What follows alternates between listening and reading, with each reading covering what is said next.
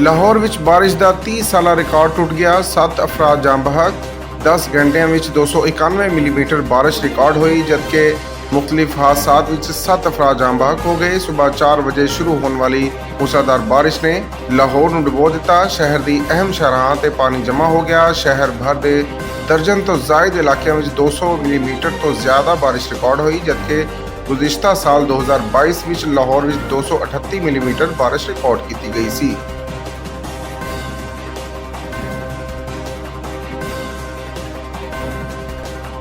Supreme appellate court Gilgit Baltistan ने वज़ीर आला GB ਦੇ इंतखाबात मुलतवी कर ਦਿੱਤੇ। गुज़िश्ता रोज़ जाली डिग्री केस ਵਿੱਚ खालिद खुर्शीद ने नाअहल होने ਤੇ नए वज़ीर आला ਦਾ इंतखाब होना ਸੀ। गिलगित बल्तिस्तान ਦੀ सुप्रीम कोर्ट अपैलेट कोर्ट ने वज़ीर आला GB इंतखाबात मुलतवी ਕਰ ਦਿੱਤੇ। गुज़िश्ता रोज़ जाली डिग्री केस ਵਿੱਚ PTI ਦੇ वज़ीर आला खालिद खुर्शीद ਦੇ नाअहल ਹੋਣ ਦੇ ਬਾਅਦ नए वज़ीर आला का इंतखाब होया। नए वज़ीर आला गिलगित बल्तिस्तान के लिए पाकिस्तान तहरीक इंसाफ की जानिब तो राजा आज़म ते नून लीग की जानिब तो इंजीनियर मोहम्मद अनवर के अलावा अमजद एडवोकेट ने वज़ीर आला के इंतखाबात के लिए कागजात नामजदगी जमा कराए सी।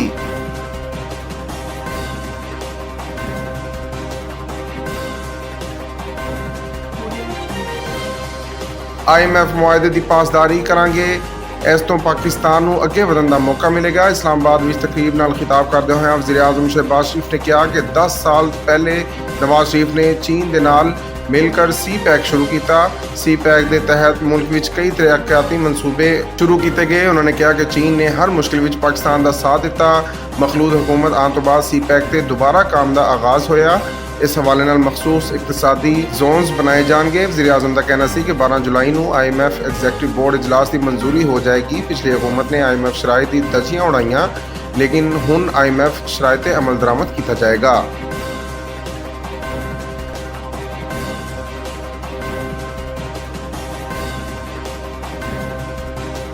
सिविलियन दी फौजी अदालतों में ट्रायल का केस तहरीरी हुक्म के नाल जस्टिस काजी का हटाया गया नोट भी जारी। 9 रुकनी बेंच के आर्डर से 7 जजा ने दस्तखत किए ते तहरीरी हुक्म के नाल वैबसाइट तो हटाया गया। जस्टिस काजी फाइज ईसा का नोट भी शामिल है। जस्टिस फाइज ईसा ने कहा कि चीफ जस्टिस को 17 मई को 5 सफात मुश्तमिल जवाब अरसाल किया। निशानदही थी कि मुकदमात की समात लई बेंच की तश्कील चीफ जस्टिस ते 2 सीनियर जजिस ते मुश्तमिल कमेटी करेगी। इस कानून ते अमल नहीं किया गया क्योंकि अदालत उस्मा ने कानून को जन्म लैन तो पहले ही मुअत्तल कर दिता।